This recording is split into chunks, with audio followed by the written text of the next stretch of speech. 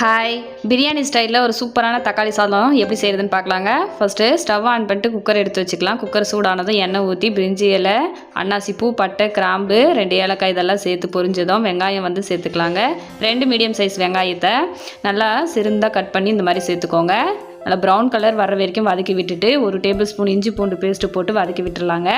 அதோட பச்சை வாசனை போகிற அளவுக்கு வதக்குனதுக்கப்புறமா இதில் கொத்தமல்லி இலையும் புதினாவும் சேர்த்துக்கலாங்க.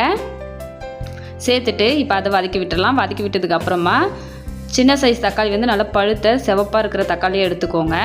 எடுத்து நான் வந்து பார்த்திங்கன்னா சின்ன சைஸ் தக்காளியாக ஒரு 8 தக்காளி வந்து கட் பண்ணி சேர்த்துக்கிறாங்க. தக்காளி வந்து நல்லா சாஃப்டாக வதங்கி வர அளவுக்கு வதக்கிக்கோங்க.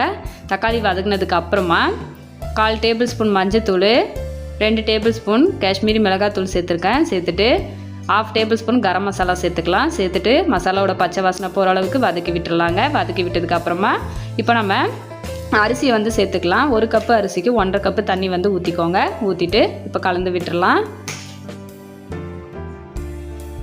நல்லா கலந்து விட்டுருங்க ஒரு டைமு. கலந்து விட்டதுக்கப்புறமா இப்போ உப்பு வந்து சேர்த்துக்கலாங்க.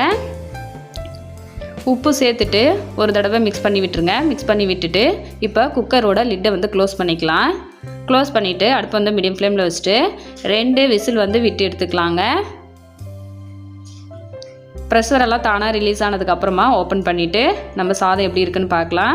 ரொம்பவே உதிரியான ஒரு சூப்பரான தக்காளி சாதம் வந்து ரெடி ஆகிடுச்சு பாருங்கள். கொஞ்சம் கூட அடி பிடிக்கவே இல்லை.